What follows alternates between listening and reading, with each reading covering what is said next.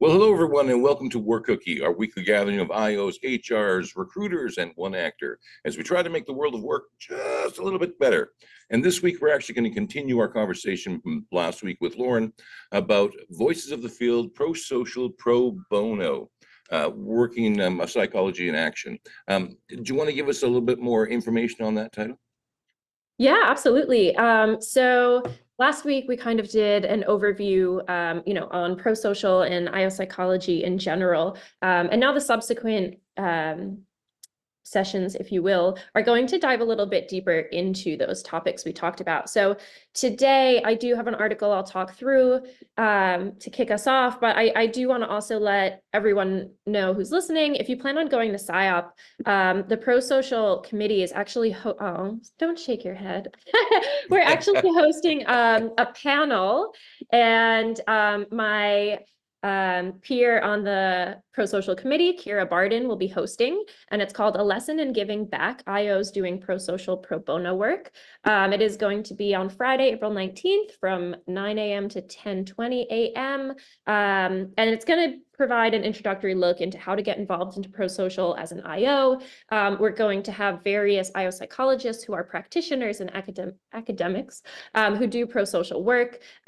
Those include Dr. Helen Chung. She's an assistant professor at Seattle Pacific University and the owner of Pathways Coaching and Consulting. Dr. Irina Kozma, who's an executive director of enterprise skills at Wells Fargo. Sarah Motahari, who's a master's student at University of Central Florida. Amy Saraf Renshaw, she's an independent IO psychology consultant, and Dr. Peter Scontrino, who's the owner of Scontrino Powerl and an adjunct faculty at Seattle Pacific University. So if you want to hear from those folks, they will be at the panel in Chicago at PsyOp. And that kind of kicks off what we're doing today. I pulled an article. It's called The Bright and Dark Side of IO Psychologists and Volunteer Work. I really appreciated that last week we didn't only talk about the fun, fluffy rainbows and butterflies, but we did dive into the other side as well. Just a little bit of background on this article. It is by Kurlander, Ehrlich, and Rabinu. It is in the Industrial Organizational Psychology Perspectives on Science and Practice. We'll make sure that it's linked in the notes. But basically, here's some different perspectives they have, right? You can do volunteer work in this area for various motivations. One being volunteering as a calling, one being self-interested volunteer, and possibly volunteering as a researcher. And what these authors do is they present what their experience was in a positive way, as well as what some of the challenges were that presented themselves. So for example, volunteering as a calling, you're able to expand your network, you're able to increase your future collaborations, but some challenges might be, how do you collaborate with the paid people, right? The employees who are being paid, or the consultants. How do you not interfere or be too critical when you are the volunteer, even if you know it might be the right and just option? And then also how to balance two identities, one as a professional and one as a volunteer, because they are not the same. So I'd love to hear if anyone has some experience on that. We have the self-interested volunteer. For those of you who are or are thinking about going out on your own as an independent consultant, I know I did this as well. We talked a little bit last week about how volunteering could be a great networking opportunity to expand your clientele, but there's often a lot of effort for little recognition, or ROI. For those of you who are not aware, ROI, return on investment. So how do you balance that? How do you say this could be great for me, but also I don't feel like what I'm providing is being appreciated? How do you continue to motivate yourself through that? And then lastly, for anyone who is a researcher or has come from this background, giving back to the population or the community that you study is a really great way to get into pro bono as an IO psychologist. If you're studying minorities or underrepresented groups, you can study to give back, but you could also actually give back, right? Find organizations who need your assistance. The challenge here could be that the relationship needs to be reciprocal in the volunteer aspect, right? So you understand maybe a little bit of depth into the population, but the organization also needs to recognize your validity as a scientific researcher and the credibility that that holds, that it's not just do this because I said so. So yeah, that is how I want to kick it off. I want to hear from you lovely folks if you have any experiences in terms of going out there and doing this pro bono work, right? And maybe what were some of the challenges that you have experienced? Well, I see LindaAnn's already got her hand up, so we're going to you right away, LindaAnn. But yeah, I can see that, boy, if you, especially when the nonprofit world, that, you know, if you're volunteering for a nonprofit, you do say 3 or 4 months and they love your work. And then you go, great, now hire me. And they go, we can't afford to hire you, but we don't want you to leave. So, LindaAnn, is that kind of the thing that you've experienced? No, what I was going to comment on in regard to what Lauren was throwing out there is, first, if you're not feeling appreciated, it's probably not a good match, right? It's a waste of your time, and because if you're not appreciated, whatever you're offering isn't being picked up, right? So, and what I have found is that it does take a lot of time. You know, if you're passionate about what you're doing, you want to invest in making it succeed, and it can really consume more than that 2 hours a week or whatever it is that you're showing up for them. And so you do need to really work on the ROI for yourself, in creating some boundaries for that time that you're spending with them. And then with regard to having conversations with the paid participants versus the non-paid participants, my experience is that if you're through the inquisitive process, right? That real, so help me understand how this is working, and asking really good questions. It can just in the honest process of trying to understand how they're working and why they're working a certain way, you can really turn on some light bulbs. Nice. Thank you very much for that. Jacqueline, let's go to you. Thank you. Yeah, the working with a mixed group would be a new experience for me. Something that I've done for a number of years now is volunteer with organizations that have groups of, so I'm involved with, it's an organizational development group, so not true like all IO, but similar. And we go out to nonprofit organizations and we do pro bono work. And there's certain parameters that they have to meet. They've got to be stable, and they've got to, one very important thing, and this I think is so important, they've got to match the people. So if we've got, let's say, 3 consultants working for their organization doing this OD work, they've got to have 3 people working with us, because they're not making that financial investment. And if we think about a lot of the things that we do, a lot of the times involve some kind of behavior change or some kind of changes in the organization. And if they're not investing anything at all, sometimes it will turn into the go do this, and the effort could fall flat because they don't have skin in the game. So that's been one of the most important things in my experience, is having them make some kind of investment, if not financial. And then the work parameters, they always want more. They love the work, they want more, they want more, they want more. And, you know, we always go back to the objectives. Here's what we agreed to. Here's the end of the project. It is coming. We're going to do this work. We're going to get it done. We'll have some suggestions for you to ride off into the sunset with. However, this is the scope of our work and I think that's something that we deal with also in paid engagements, is the scope creep too. You're absolutely right. And I guess because it comes down to the perceived value, you know, what is the organization or the individual that you're doing pro-social work? What is the value they're perceiving that they're getting out of this? Lee, let's go to you. Well, I'll touch on a couple of things here. The first is, there is a difference. And, you need to go in understanding that there's a difference between just a regular volunteering situation and volunteering as a consultant.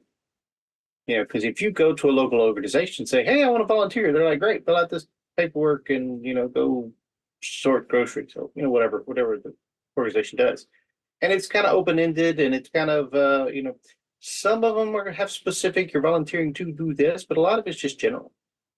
And if you're coming in to do like within the Rails parameter driven, consulting, that needs to be laid out. And it may not be something that they're familiar with. They may not have anything in their, their lexicon and their documentation, whatever else.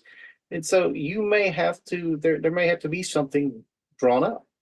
There may need to be a contract, an agreement of some sort that says, hey, look, I am providing you pro bono consulting work to entail, blah, blah, blah, for a period of, and make sure that that's defined so that you don't show up to do, like a job analysis and they want you to go, sort groceries. It's like, it needs to be clearly understood what you are there to do.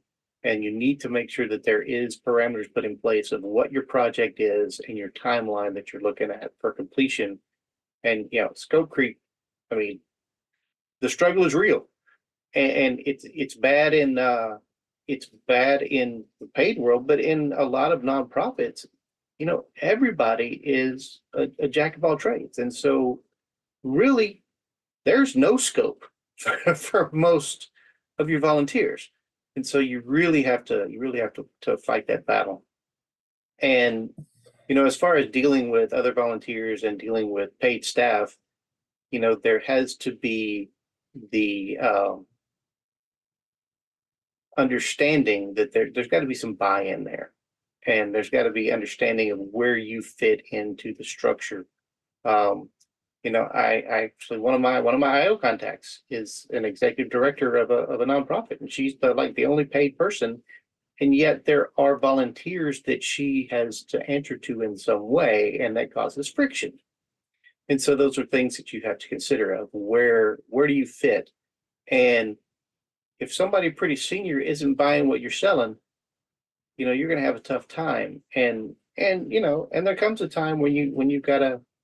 You got to fish or cut bait, right? People are not taking it. It's not going anywhere. You're spinning your wheels. You're frustrated. Maybe it's time to reconsider this relationship.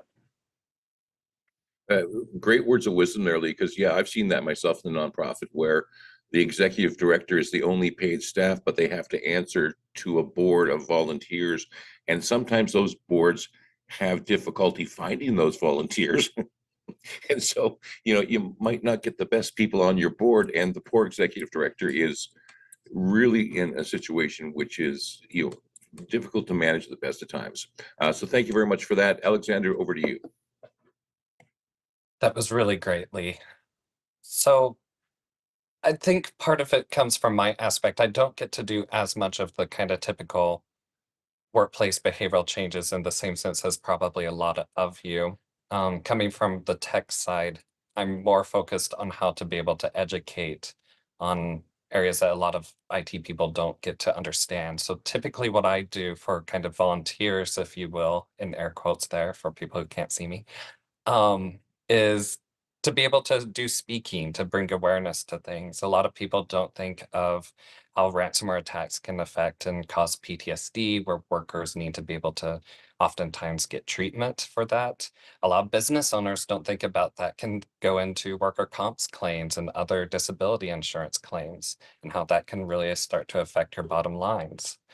So those are aspects where I think part of it for us isn't always just the volunteering, but also doing research and bringing awareness to topics and educating groups of people to be able to better understand what it is, not only what we do, but to better understand the world around them and the place of work. If I could dive in a little deeper, Alexander, because, I know there's people on the panel who probably speak to groups, as, as a trainer, you're doing that quite a bit, but also there's, the professional speaking world. And quite often, you get to a point where you're asked to speak all the time, but it's volunteer work. So how do you negotiate that? I think eventually, once you get to a certain point where enough people want to hear what you've said, then you can start to command those prices. Until that point, you've not built up that personal brand enough to demand a price, I think. That's really where I think that can fit in. But it is a great way to get that speaking career going. So do it It for a is. while, but yeah, there is good money to be made in speaking. Lauren, back to you. Yeah, I think there was a lot of good material talked about. I'm trying to still wrap my head around it and tie it back to a volunteer experience that I had when I was an HR practitioner before I started my PhD. I was working in the tech industry and I wanted to like build up my tech credibility. So I looked for local organizations and found one. And they were looking for someone to assist with their HR needs, right? And at that time, it was more tactile. It was like, we need policies and we need some help organizing this. And it's like, okay, like that's not a problem. I can do that with my eyes closed. But once I got in to realize, yeah, this is a volunteer opportunity. And as several of you have mentioned, they're not well staffed because you have to have people who want to volunteer. And so if I'm the only one volunteering, that makes it a lot of work for me, even if I want to help. It makes it very disorganized because maybe one week so-and-so is here and the next week they're not there anymore and then they come back and what's going on. There's a lot of intricacies in it. I don't want that to deter anyone from getting into, volunteering and pro bono. It's just, this is very frank information here, right? I'm trying to do something to better somebody. And then you have that odd fine line, in my opinion, where you're offering your services for free or at a lesser cost through volunteering or pro-social work. So how does that power distribution work when you're getting a lot of pushback from the people who you are taking your time to help at little to no cost, right? You're getting massive pushback. But on the other hand, you're giving them your free time. And so almost not a question of when do you start charging them, but almost the intent of the people. And we talked about this a little bit. If it doesn't feel right or you don't feel valued, like it's not the right opportunity. But I think that this might happen more often than not because people see the potential, they see the opportunity, and they just want more. They get excited. They don't want to let you go. But at the same time, you're like, you can't really demand from me if I'm helping you, right? Or like, where does that fine line kind of get drawn? Yeah. It's interesting because, I'm not a psychologist, but I work in the field of arts and culture. Oh my God, we need volunteers, and we need volunteers all the time. And, yeah, there's volunteers who I need someone to hand out candy. That's fun. A lot of people do, but those volunteers who are actually helping us, run events, they're valuable. And, you try to treat them well, but they could be gone next time you need them. So it's always difficult. Yeah. LindaAnn, let's go to you. So for me and everybody, well, most people know, for me, everything comes back to serving a purpose, right? So when you choose a volunteering opportunity, if there's some kind of alignment of purpose, like why are you deciding to do the volunteering to begin with? And is there, what is what you're doing going to serve them moving their purpose forward? So where is the alignment between you're serving your purpose and helping them serve their own purpose, to get some clarity and focus on what needs to be done? And it also helps with some of that pushback that Lauren was mentioning when you go, well, we are doing X, Y, and Z because you have the goal of and purpose to serve this community or whatever it is. And that takes the pressure or concern off of you and more onto how are we going to do what we're here to do. And that is just really helpful for me. Thank you very much for that. Alexander, back to you. So I want to kind of talk to the volunteering organizations and kind of this bit, because for companies and everything, we care a lot about our onboarding experience. Are we communicating to employees or prospective employees, why do you want to work here? What are you value? Are you going to get out of it? What's going to be that real benefit to you? But I don't typically see that for nonprofits. I might see a lot of messaging around what the nonprofit does to help the people they're serving, but what are the volunteers getting out of it? And so I think that's part of that part where you need to assess how your volunteers' experience is and to be able to understand what it is to be a volunteer at your organization and start to understand how can that help them? Where can people get more benefit out of volunteer for you so that you can maybe recruit better and more people that will want to stay longer? Switching back to your previous question, Tom, it also occurred to me a lot of IOs could really start mentoring others who have more experience in the speaking, talk about how they got the pricing aspects, what are the prices that they can charge. I think that would be a really good call for other IOs to start mentoring others, younger people in the industry. I agree 100%. And it's true what you say as well. It might not be financial, but there should be some return on your investment for volunteering. Lee, let's go to you. Rich, you had your hand up. Did you have something? I'm still getting my thoughts together. Oh, Go got ahead. it. That's why I put a hand. Think on, my friend. There's very good points in all of this that, you really, what is your, it's got to be a two-way street, right? I mean, you don't just, yeah, you get the warm fuzzy from volunteering and all that kind of stuff, but, if you just pick a volunteer because just to volunteer and you end up with some organization that kicks puppies, maybe that might not fit your alignment. So maybe you should do a little more research. And, and there's, we focused a lot on like the project type aspect, but I think that Alexander brought up a really good point that, our broad brush, right? So what else can we do in a volunteer type situation? Well, I mean, how about a little coaching? When they bring in people to do volunteering, their training may be lacking, their onboarding may be lacking, their direction may be lacking. And so you get these volunteers that they don't really know what they're supposed to do, and they're just doing whatever they feel like. And I'm definitely not advocating go in and just retool the whole thing, because I mean that's a pretty big ask for a pro bono situation. But you can go in and you can work with like the senior, is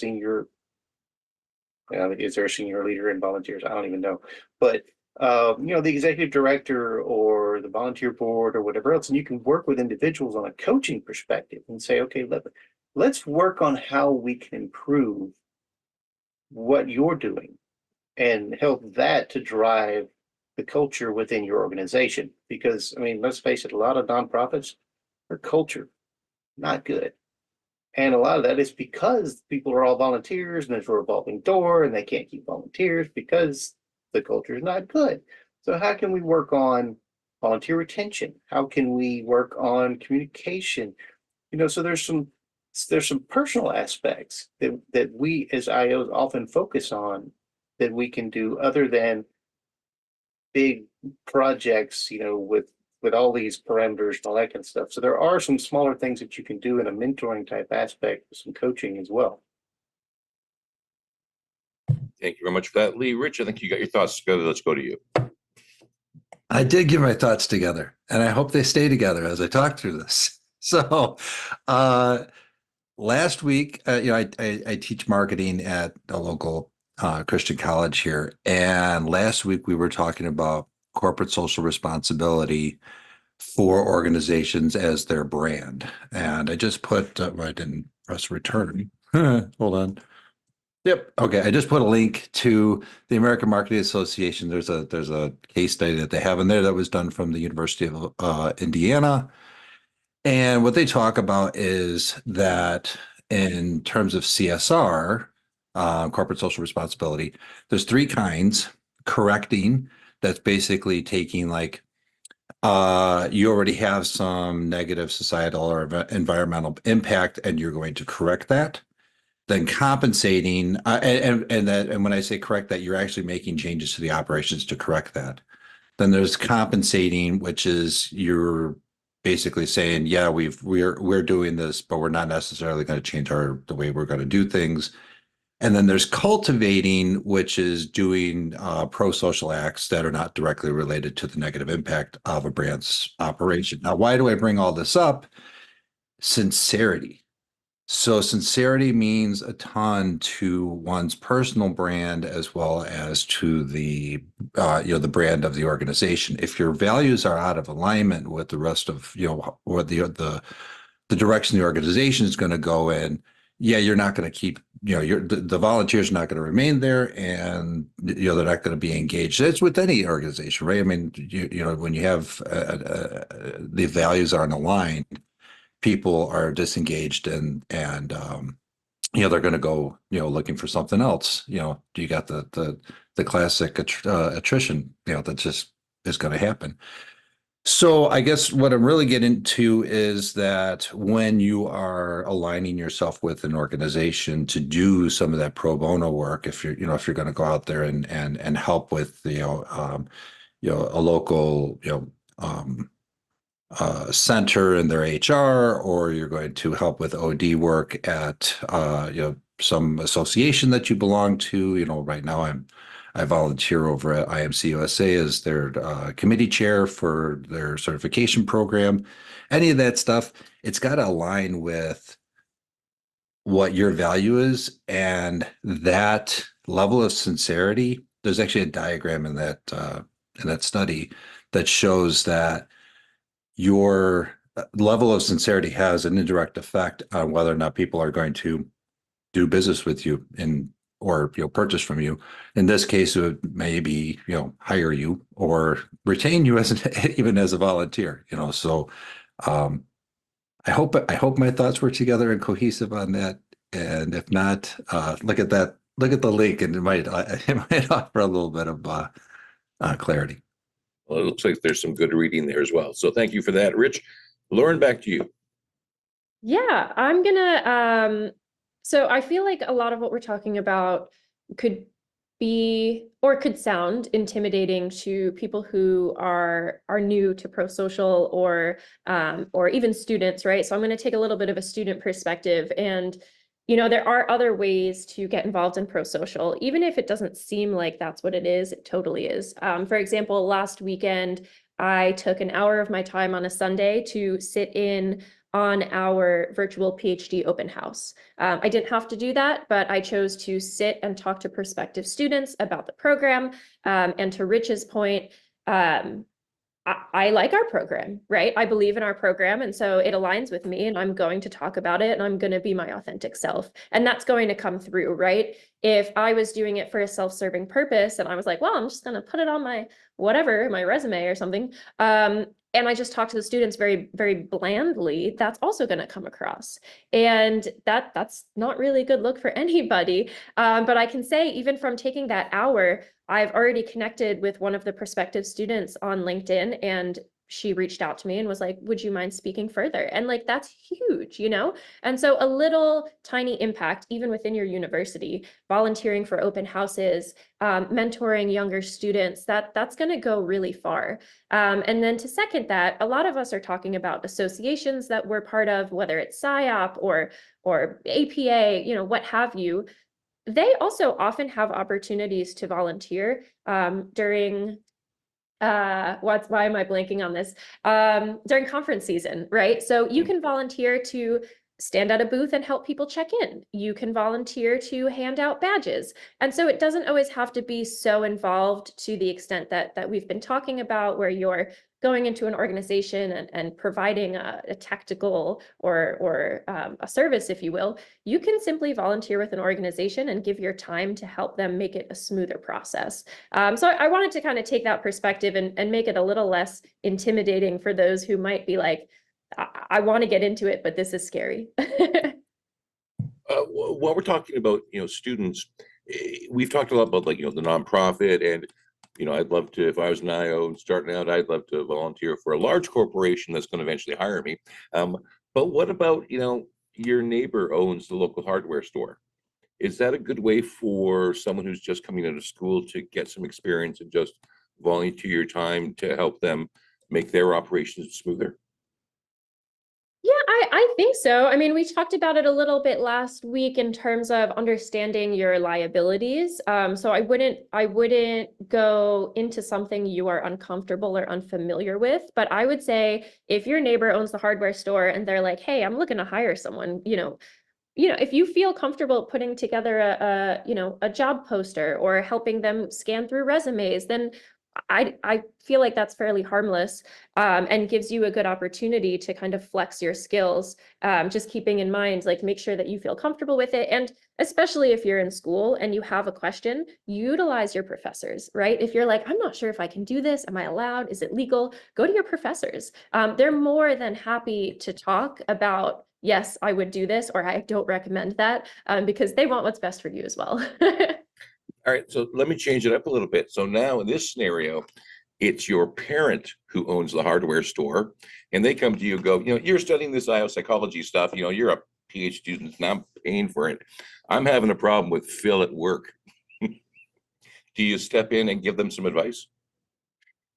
Well, the way you just framed it, I would say that's advice, right? And so that's almost like is this on the record or off the record? That sounds like that type of conversation. So, if if your parent's asking for your advice and you're like, well, this is what I learned. I still preface it with, keep in mind, this is just part of the research. Keep in mind, this is just a piece of what's out there. Keep in mind, there's other ways to do this, but this is my perspective and what I've learned. It's advice, I would say it's off the record advice, but I do it. As a parent, you better. LindaAnn, let's go to you. So I wanted to just share a little bit of a different perspective on volunteer situations. In a previous lifetime ago, I worked, did the corporate marketing for a hospital. And so that was the days when we just still did direct mail and all those kinds of things. And we had a full-blown volunteer department. Oh my goodness, can I come back? I have a major delivery. I'll be right back.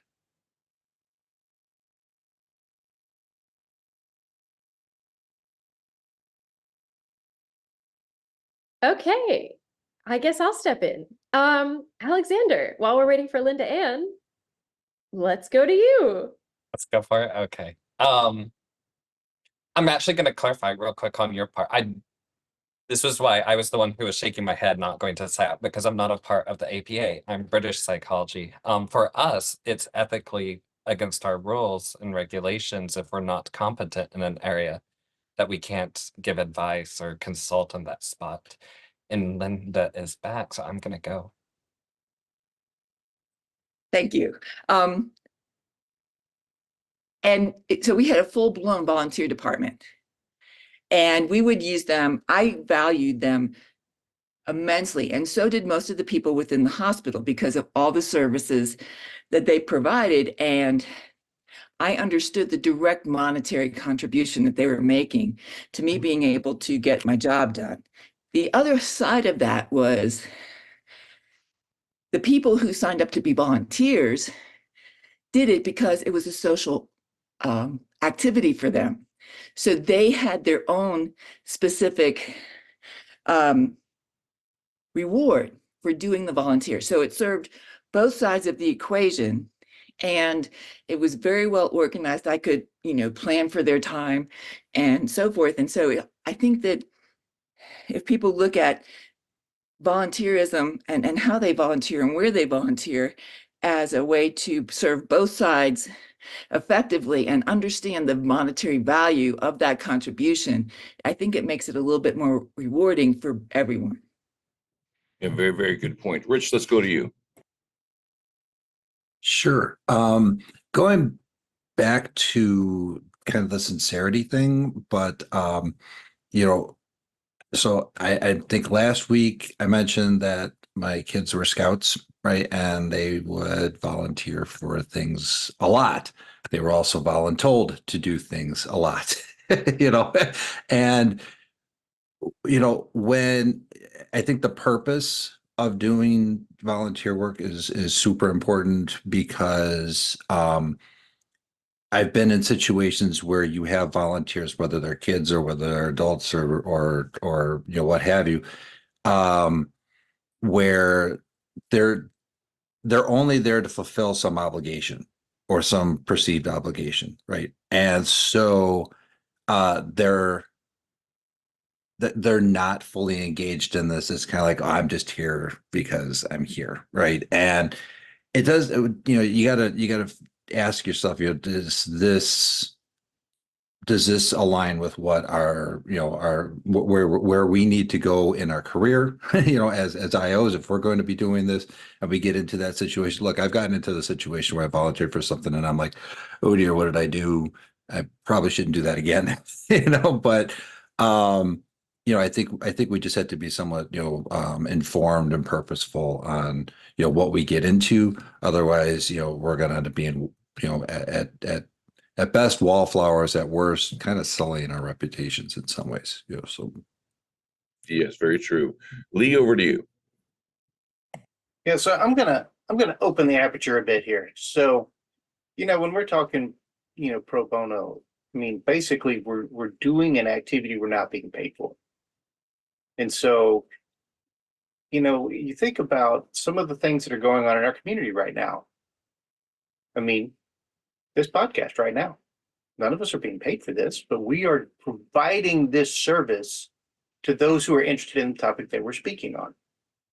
And so there are people out there who are getting benefits. And I know that because I've had people tell me. And then we are getting a benefit from that, in a return because, our voices are going out there. And by the same token, if you, Alexander was on a podcast just a few days ago with another group that they asked him to come on and speak so that he could share that information to those who were interested in that.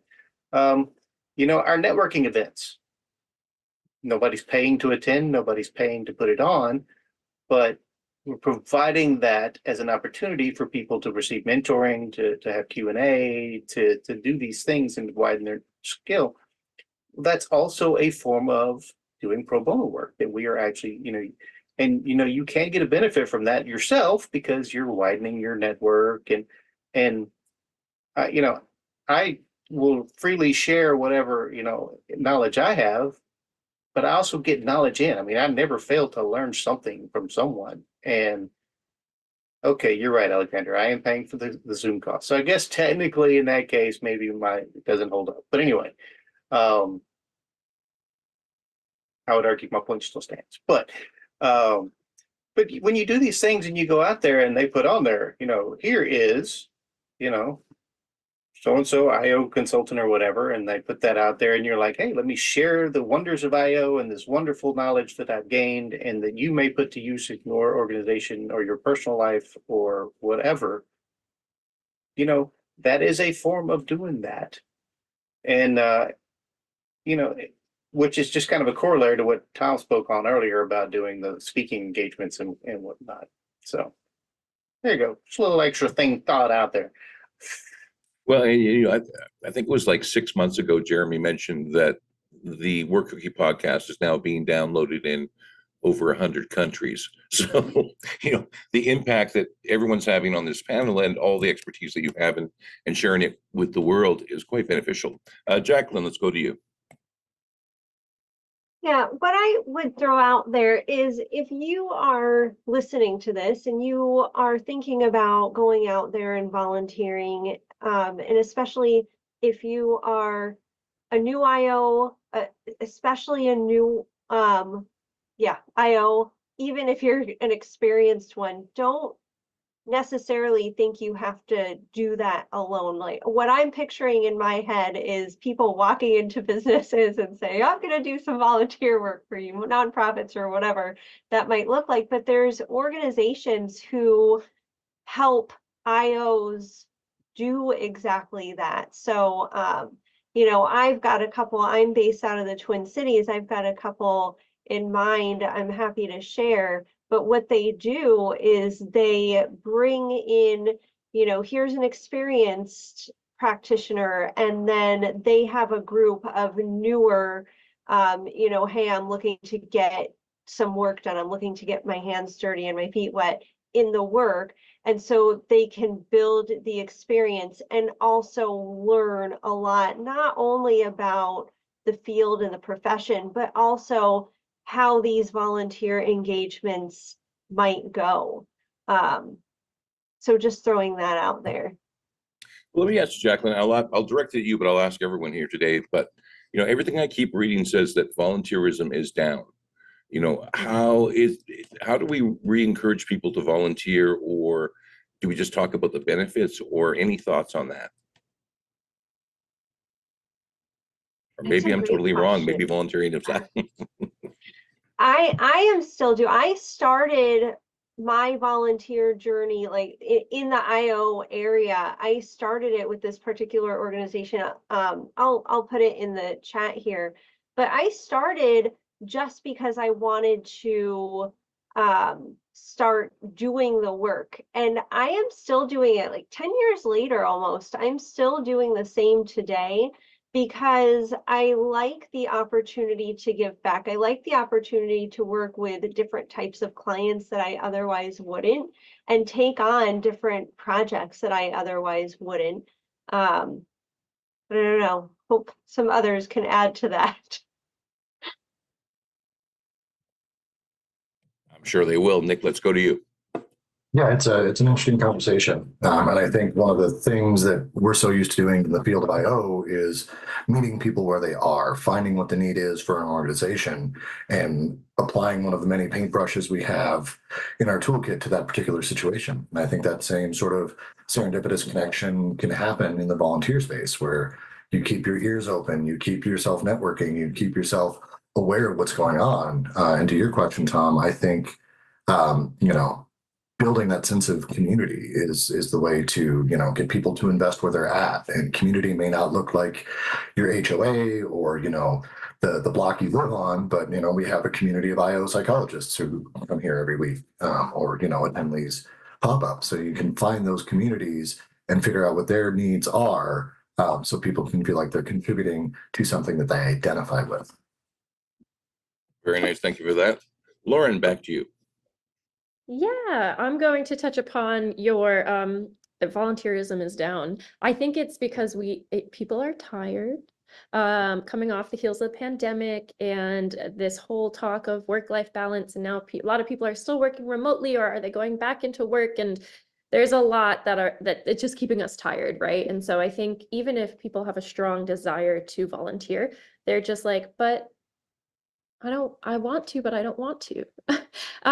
When am I going to do this? With what energy am I going to do this? And maybe they view it as something else on their plate. And I think one thing that was mentioned that's really important and could be a way to bring volunteerism back is that sense of community and that sense of socializing, because especially during the pandemic, we lost so much of that socializing and that human connection. And even if you're not volunteering in person, to know that you have a shared experience or a shared interest with individuals who you don't talk to on a daily basis could be a really great way just to kind of, I don't know if I can curse, shoot the S, if you will, right?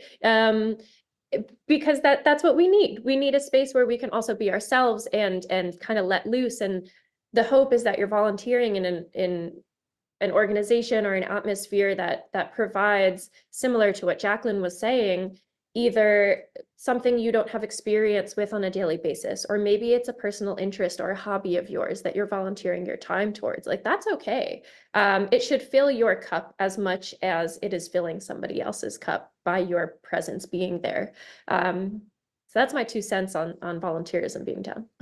Well, let me ask for another quarter, because one of the things that as someone who works with volunteers, we're always told is treat your volunteers well. You can't pay them, but you can do other good things for them. Feed them, things like that. So, you as an IO psychologist, if you were going to volunteer for my organization, what could I do for you outside of paying you? Because then you're not a volunteer. But what's the gift basket for an IO psychologist look like? Ooh, I think that's very subjective. I think it's going to look different for everybody. You know, I know some of my peers in the PhD program, they were interning at organizations, and the organizations allowed them to use their data for their dissertation. Now, I'm not saying if that's necessarily volunteerism, but just to kind of show you're providing something and someone's getting something out of it. They didn't have to provide the data. He is not being paid for his dissertation through the company, you know what I mean? And so I think it's approaching people as a whole person, and whatever capacity they're volunteering, having an interest in that person as well, not just the service they're providing. And that interest will help cue you into what can I give back to them that is not monetarily based, that's going to fill their cup. And you might build a really great relationship with that person. Thank you very much. And LindaAnn, let's go to you. So to step a little bit outside of just the volunteering as an IO, I think that it's important that we pass the mindset of volunteering and volunteerism onto the next generation. And one of that, and to grow it from the ground up, right? And one of the ways to do that is, I think, is helpful, especially for young people, is there's a President's Office Volunteer Service Award. And for a certain number of hours, the people can, and I did it with my Girl Scouts, and they, for 100 hours, they got a certain award from the president. And that was exciting to them, right? But they could volunteer at any different organization, but it created that mindset that volunteering is important and that it's valued by people, and important people, right? And so, and here in the community that I live in, the parents are very well aware that their children live in a bubble. And so it was a great opportunity for them to take them, make sure that they got out, whether it was, serving meals at the rescue mission, or if it was cleaning a highway or whatever it is, but to serve the community, but creating that mindset so that as people come up, they understand that that's part of their civic responsibility and that they feel good about it and they enjoy it. Thank you very much for that. Alexander, over to you. Oh, I'm about to pull a Rich and say my thoughts have lost me. I'll come back. Pulling a rich has now become a verb. I love it. It's great. You're welcome. I'm waiting for the meme. LindaAnn, let me go back to you then while Alexander is thinking, because one of the things that I've seen about volunteerism is that, people my age are volunteering less generally, but with young people, especially those just sort of coming into the work market, they're interested in volunteering, but they don't know where to turn to. So how do people who are getting to an age now where they can start volunteering, maybe you don't have a dad like Rich who gets you volunteering as a teen. I did very little volunteering when I was growing up on the farm, basically because I grew up on a farm and there was no time. But how, when you become an adult, how do you actually get into volunteering, and what should you be looking for? I would say that just focus on where you're passionate. What do you love? Like, for example, if you really love the music scene, whatever kind of music, there's all kinds of festivals and things like that have volunteers and t-shirts all day long and those kinds of. So it's just, I would say, follow your passion, because it matters to you then. Right. And you see, you are contributing, and it's where that two sides of the coin is really being served. So I would say start with whatever passion you have, that's really, something you enjoy, and look up organizations or opportunity, just events that you can just call somebody and say, hey, can I help? Good advice. Alexander, let's go back to you. All right, I remember now. It's going to be for addressing what can people do to kind of help benefit those people who are volunteering besides just monetary compensation. I think one of the great things you can do is give them a LinkedIn recommendation that'll be able to be seen by everyone That's, when they're looking and applying for jobs. The other bit is a lot of companies, especially smaller companies, grow by word of mouth. Can you recommend them to your network or introduce them to your network? Is there like a golfing event that you might be able to invite them to? There's just little things that you can do to help integrate and help other people grow. And that goes into the aspect of making it where other people want to volunteer. Nice, I like that. Nick, over to you. We talked about, the decline of volunteerism.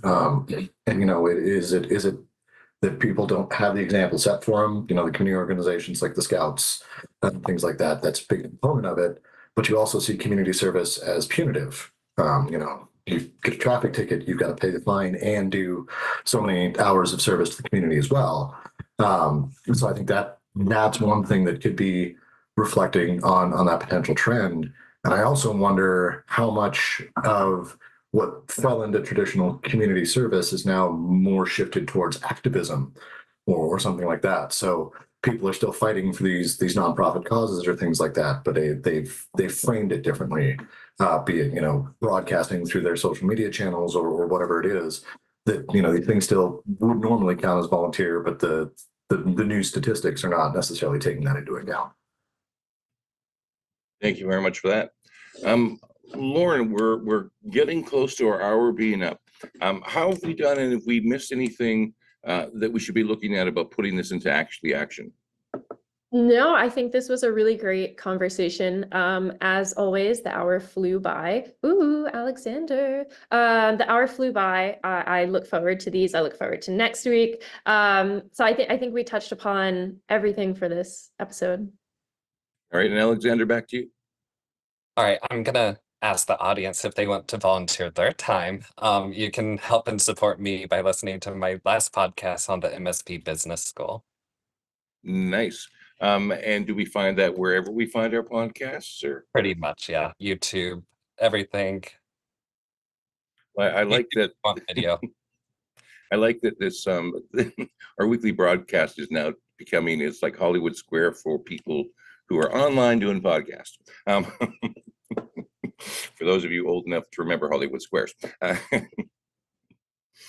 So Lauren, if someone's listening to the podcast and they're going, I'm an IO, I've never volunteered for anybody. What's the first step in, as LindaAnn says, you got to find something that's aligned with your passions. So where do we go? Where do we start?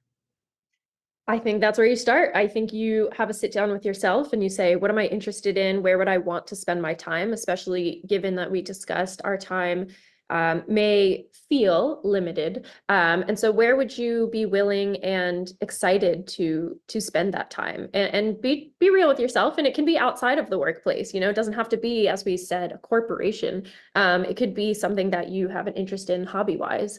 And once you have that, you can start looking into either your local community or again, through these organizations, these professional organizations, and see what's out there.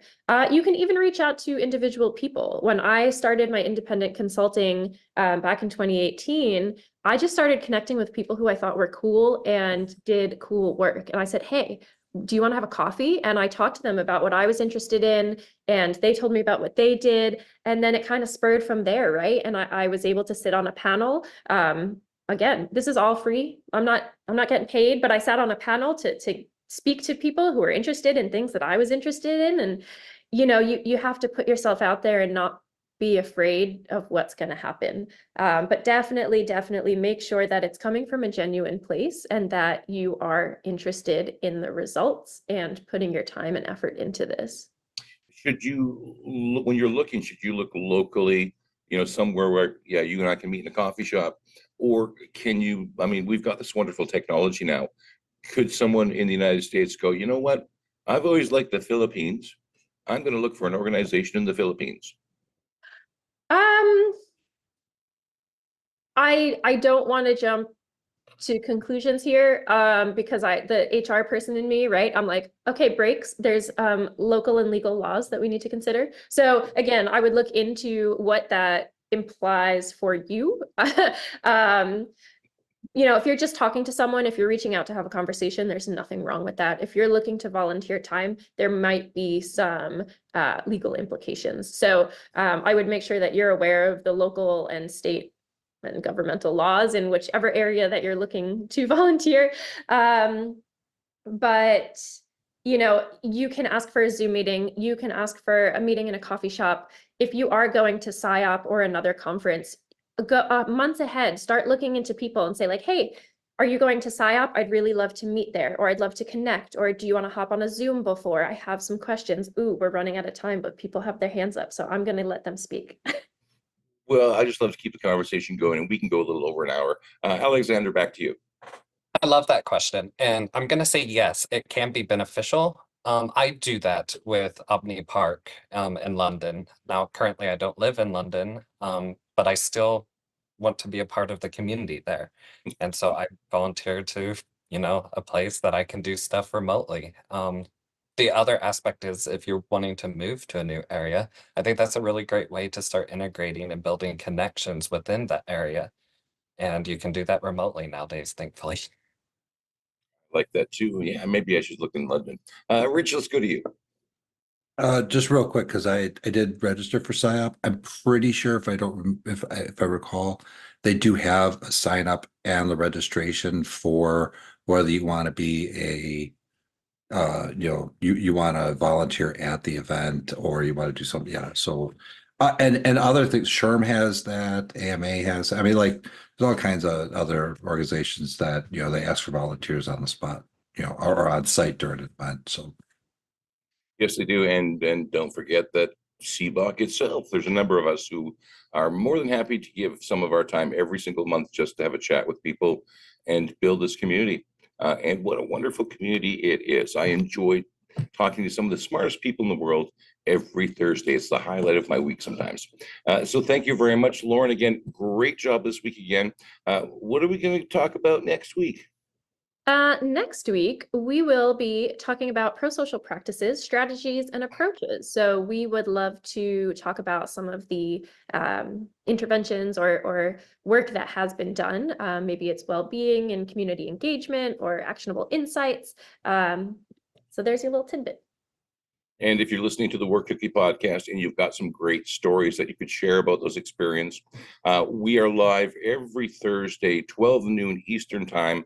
You can find the ticket and the invitation on the CBOC website. Come join us next week and share some of your experiences with us. With that, great job again, Lauren, and thank you very much to everyone who contributed. Wonderful conversation again, and we'll see everybody back here in 1 week's time. Counting you out in 5, 4, 3, 2, and 1.